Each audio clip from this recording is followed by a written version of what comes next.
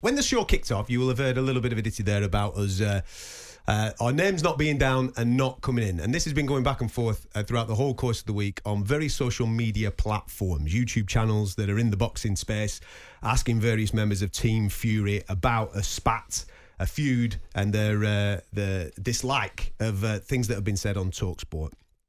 Now, we've had Frank Warren, obviously, on talkSPORT this week, who appeased that situation. He was on with White and Jordan a little earlier on in the week. He said that that's not the case, but Team Fury are a little disgruntled with two individuals that are connected to talkSPORT. One of those individuals is me. So I want to take it upon myself to address that situation now and hopefully put it to bed in some way, shape or form and justify some of the things that Team Fury have been offended by. Like I said, they've taken offence to some criticisms that I've had of Tyson over the last few years. I watched an interview a little earlier on this week with Spencer Brown, who's Tyson's manager, and he made reference to the term ducking. Frank Warren also made that reference as well.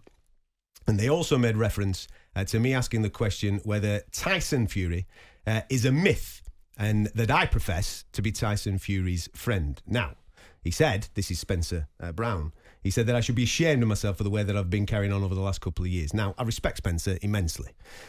He gave a considered and articulate interview, and I thought he was, although I fully understand his points towards me, I've got to absolutely disagree and obviously come on talkSPORT to kind of justify my thought processes over the last couple of years.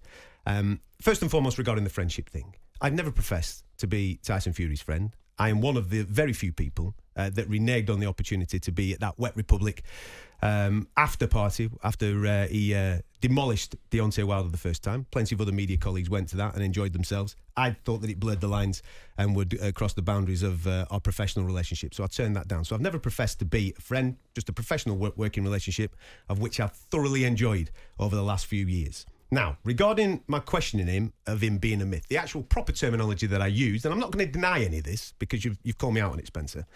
So the actual proper terminology of what I said is the proper fighting man a myth? That's exactly what I said. Now, it's a question. It's not a conclusion. And there is a difference between that. If you've taken offence to a question, that's on you. It's not on me. It's not a conclusion that I came to. I was asking a question to the audience. Now, the reason why I've come to that situation is this. Tyson Fury claims to be the greatest heavyweight of our generation. His team profess that he is the greatest heavyweight of our generation. As of many of the fan base that follow the sport, they will say the exact same thing. My question is, how do you come to that conclusion?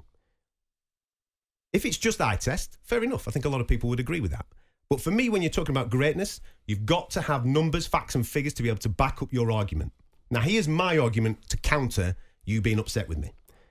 Tyson Fury has only been in 6 world title fights.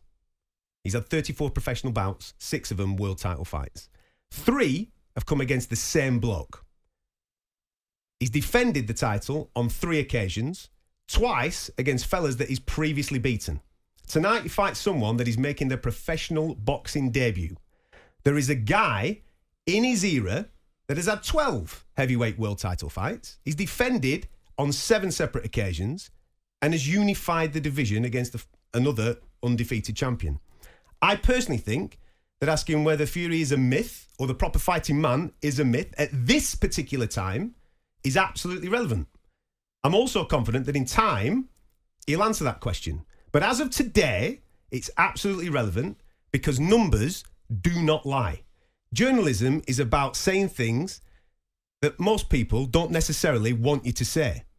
Everything else is just PR. And we've witnessed that in absolute spade loads in Riyadh throughout the whole course of the week. Shills and PR merchants absolutely churning out ridiculous narratives, mainly against talkSPORT and my colleagues.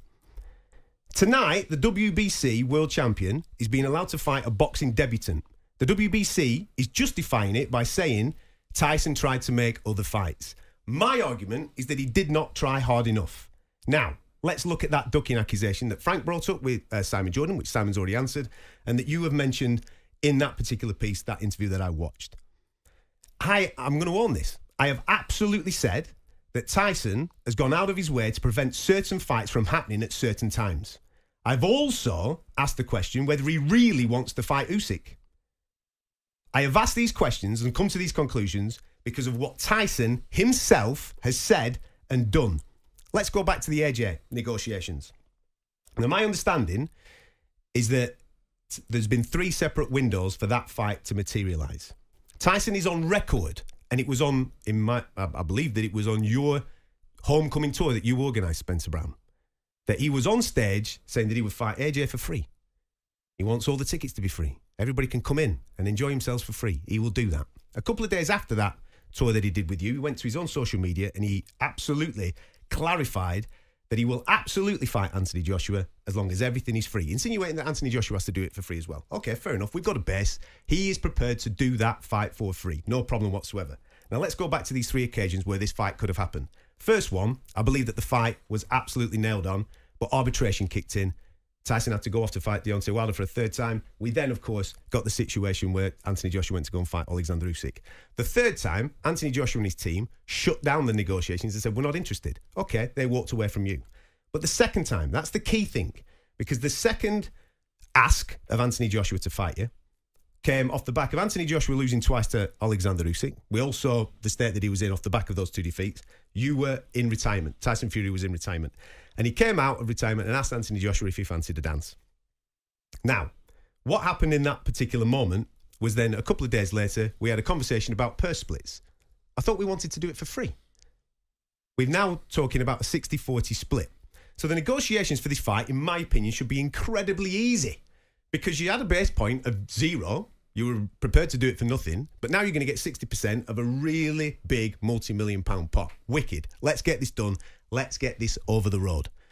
The conversations I had at that time with parties on both sides of that camp were very positive. Listen, man, this is the best place we've been in. I think we're going in the right place. This fight is going to happen. Wicked. I'll sit back and wait for this date to come through. Then, all of a sudden, out of absolutely nowhere, we had a mythical date set by one man, Tyson Fury. Anthony Joshua's got till 5 o'clock on Monday to sign this contract. He didn't negotiate that with any of his team. He didn't tell any of his team, and you know that. He just came out on social media and said, 5 o'clock AJ, on Monday, sign that contract or it's off. Now, we've got a Netflix documentary which kind of solidifies this, At Home with the Furies. All the fight fans have watched it. Episode 7, deadline day for AJ. 29 minutes into the episode, this is what he said. Robert, with less than 3 minutes to go, have we heard anything on the contract signed? What George asked for, leave it till close of play tonight before midnight. So no, 5 o'clock's cut off. That's in 2 minutes. Then it's not happening, but don't say anything, just keep quiet. No, I want to absolutely rip him to pieces in 2 minutes. Just leave it for now, Tyson. George is working hard to try and pull it all together. He said just give me until close of play tonight. DJ! No signature! 5 o'clock! Now, to me, my conclusions there are pretty conclusive. They're the actions of a man that did not want to fight Anthony Joshua. He was asked by his team, just give us a couple of minutes, give us a couple of hours, give us till the end of the day, we'll get this over the line. He decided not to do that. Now, we end up getting Derek Chisora. That Derek Chisora fight was announced two and a bit weeks later. Why not give the Anthony Joshua negotiations that 2.5 weeks in order to get it over the line? That's for you to answer. Let's move on to the Alexander Usyk situation. Now, before we get into the actual crux of the conversation, let's analyse where Tyson Fury's head is at with Alexander Usyk. This is what he said about Usyk when he was asked about potentially fighting him. Usyk ain't on the list. He's a no-name. No one's interested and he doesn't make any money. So what would I want to fight him for? It's a small cruiserweight and nobody's really interested anyway. He's not setting anything alight.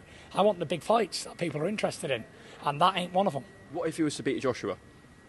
Still, it won't be a big fight. He's still a foreigner in a westernised world.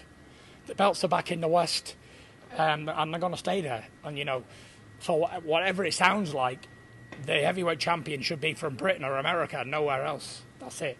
Because maybe in Ukraine he might be a big star, but the Britain or America ain't interested in some Ukrainian boxers boxing in Ukraine, and that's the way it is. The heavyweight champion of the world needs to be in the West, and that's it. That's how it goes. Again, pretty conclusive. He said it, not me. He's not interested in fighting Alexander Usyk. So based on that, I'm justified in saying that Tyson Fury doesn't really want to fight him. So the question is, we're being told that December 23rd, he's going to fight him. So why is he fighting him? Come back into boxing, I said I wanted to make as most money as possible. That's what I said to my lawyer. I didn't come back this time for belts or titles or anything. I come back to secure my family and their kids and their grandkids, and I've done it. So let's just get this straight. In April, when all the negotiations were going on and we're talking about 70-30 splits and rematch clauses, this, that and the other, when there wasn't a big bag of money on the table, we get social media roadblocks and we don't get a fight. However, now, when there's a big bag of dough on the table, we get social media silence and the fight ends up getting made. I'd like to reiterate at this point, because this is absolutely fair and we're trying to be transparent, that Team Usyk are the ones that eventually walked away from the negotiations in April. That's why that fight ended up getting pulled to one side. I have absolutely always said Tyson Fury is not interested in who stands across from him in a boxing ring. I've also always said that he's not interested in becoming undisputed, unlike Alexander Usyk is.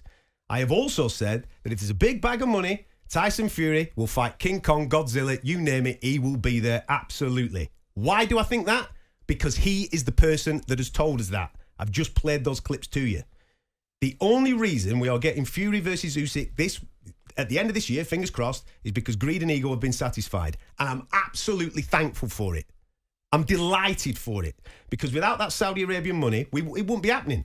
It's the best fight in boxing, best fight in heavyweight boxing. It's historic.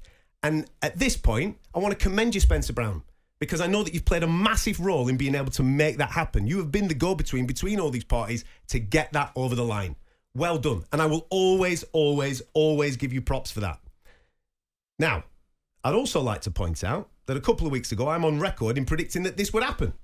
Because I told my audience on my podcast, Fight Disciples, that Fury Usyk would play a role in some way, shape or form in the Riyadh season. And here we are. Now, given Team Fury's feelings towards me, I'm not blind. I fully appreciate that I'm probably not going to be in attendance for that undisputed heavyweight championship fight. I can live with that. Doing what I do for a living, I own what I say, and not everybody is going to like it. I accept it. I'm not one of these that is going to say things behind your back and suck up to your face like so many others are doing in Riyadh to you this week. I've proven that on countless times. Go and ask Frank Warren. Owning what you say is important. Getting upset with someone because their opinion is based on the things that you said that you do not want to own is ironic in my world. You can't get mad at a guy for questioning whether you want to fight someone when you're on record saying that you don't want to find that same someone. Be consistent. It leads to less confusion. To finish off, here's my invitation. Over the next 48 hours, Team Fury, Spencer, I'm coming to you in particular because you're the leader of Team Fury, it seems, this week. Many YouTube channels are going to stick a microphone in your face and they're going to ask you to respond to what I've just said. Don't do it. Me and you are men of a certain age. We don't need to be going back and forth with tittle-tattle on social media and on YouTube channels and all this type of stuff. We've got a big shiny studio here at talkSPORT. When you get back from Riyadh, be here. Come here. Simon Jordan will welcome you onto his show. I will welcome you onto my show. I'm here most Saturdays. If that's a bit too much and you don't want to do it in public, get my number off somebody. Let's go for a coffee. You can air all your grievances towards me. I will try and justify them. If I can't, I'll hold my hands up. But everything I have ever said about Tyson Fury has been because of his words and his actions. That is it. Nothing made up. You're listening to Fight Night on talkSPORT. #1 for boxing on the world's biggest sport radio station where we own what we say.